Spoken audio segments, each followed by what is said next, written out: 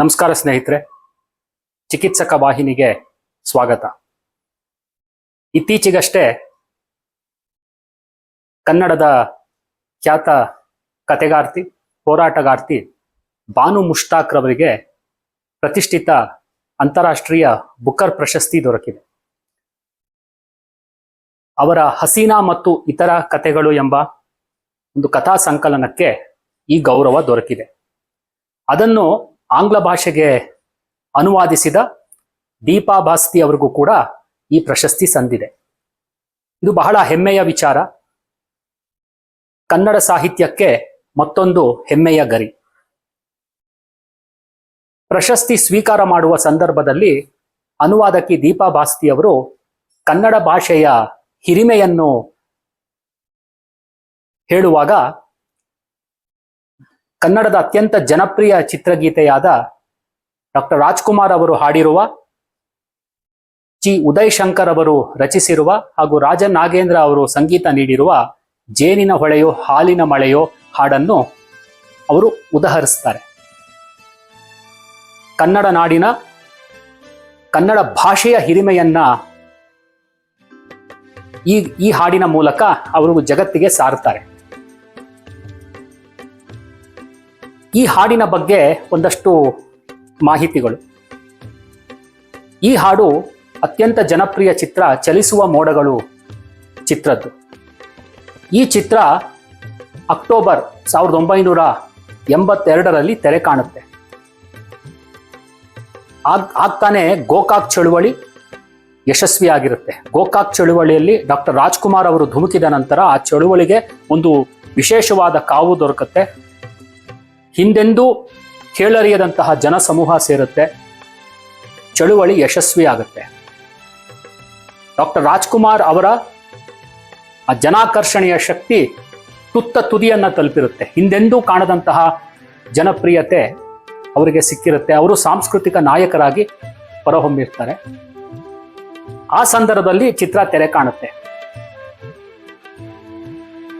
ಈ ಹಾಡು ಹೆಚ್ಚು ಕಡಿಮೆ ಮೋಹನ ರಾಗ ಆಧಾರಿತವಾಗಿದೆ.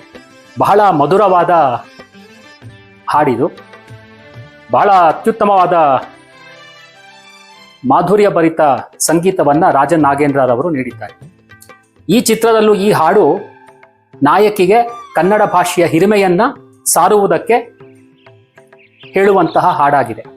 ಡಾಕ್ಟರ್ ರಾಜ್ಕುಮಾರ್ ಅವರ ಕಂಠಸಿರಿಯಲ್ಲಿ ಇದನ್ನು ಎಷ್ಟು ಬಾರಿ ಕೇಳಿದ್ರೂ ಬೇಸರ ಆಗೋದಿಲ್ಲ. ಆವಾಗಲೂ ಅಷ್ಟೇ, ಈಗಲೂ ಅಷ್ಟೇ. ನಾಡು ನುಡಿ ಸಂಬಂಧಿತ ಕಾರ್ಯಕ್ರಮಗಳಲ್ಲಿ, ರಾಜ್ಯೋತ್ಸವ ಕಾರ್ಯಕ್ರಮಗಳಲ್ಲಿ ಈ ಹಾಡು ಕಡ್ಡಾಯ. ಅಂದರೆ ಅಷ್ಟು ಜನಜನಿತವಾಗಿದೆ ಈ ಹಾಡು. ಈ ಹಾಡಲ್ಲಿ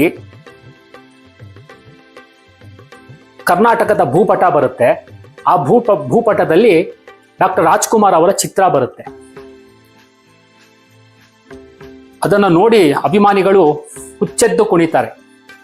ಆದರೆ ಆ ಸಂದರ್ಭದಲ್ಲಿ ಡಾಕ್ಟರ್ ರಾಜ್ಕುಮಾರ್ ಅವರಿಗೆ ತನ್ನ ಚಿತ್ರ ಭೂಪಟದಲ್ಲಿ ಬರೋದು ಇಷ್ಟ ಇರಲಿಲ್ಲ.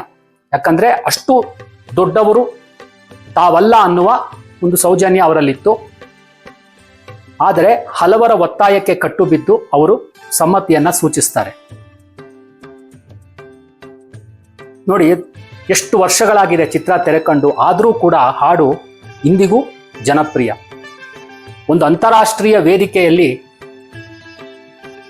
ಬರಹಗಾರ್ತಿ ಇದನ್ನು ಉದಹರಿಸ್ತಾರೆ ಅಂದರೆ ಇದು ನಿಜವಾಗ್ಲೂ ಸಾಹಿತ್ಯ ಬರೆದವರಿಗೆ, ಸಂಗೀತ ನೀಡಿದವರಿಗೆ ಹಾಗೂ ಹಾಡಿದವರಿಗೆ ಇದೊಂದು ವಿಶೇಷ ಗೌರವ. ಈ ಹಾಡಿನ ಘನತೆ ಎಂಥದ್ದು ಅಂತ ತೋರಿಸುತ್ತೆ. ಮತ್ತೆ ದೀಪಾ ಭಾಸ್ತಿ ಅವರು ಒಂದು ಸಂದರ್ಶನ ನೀಡ್ತಾರೆ ಪತ್ರಿಕೆಗೆ. ಅದರಲ್ಲೂ ಕೂಡ ಅವರು ಅದನ್ನೇ ಹೇಳ್ತಾರೆ. ಕನ್ನಡದ ಬಗ್ಗೆ ಒಂದು ಸಾಲಿನಲ್ಲಿ ಏನು ಹೇಳಬೇಕು ಅಂದ್ರೆ ಈ ಹಾಡಿನ ಒಂದು ಸಾಲನ್ನ ಹೇಳಿಬಿಟ್ರೆ ಸಾಕು ಅಂತ ಅವ್ರು ಹೇಳ್ತಾರೆ. ಈ ಹಾಡಿನ ಹಿರಿಮೆ ಗರಿಮೆ ಅಂಥದ್ದು. ಮತ್ತೊಮ್ಮೆ ಬಾನು ಮುಷ್ತಾಕ್ ಹಾಗೂ ದೀಪಾ ಭಾಸ್ತಿ ಅವರಿಗೆ ಬುಕ್ಕರ್ ಪ್ರಶಸ್ತಿ ದೊರಕಿದ್ದಕ್ಕೆ ಅಭಿನಂದನೆಗಳು.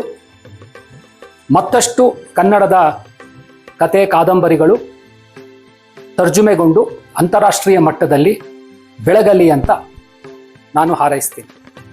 ಸಂಚಿಕೆ ನೋಡಿದ್ದಕ್ಕೆ ಎಲ್ಲರಿಗೂ ಧನ್ಯವಾದಗಳು. ನಮಸ್ಕಾರ.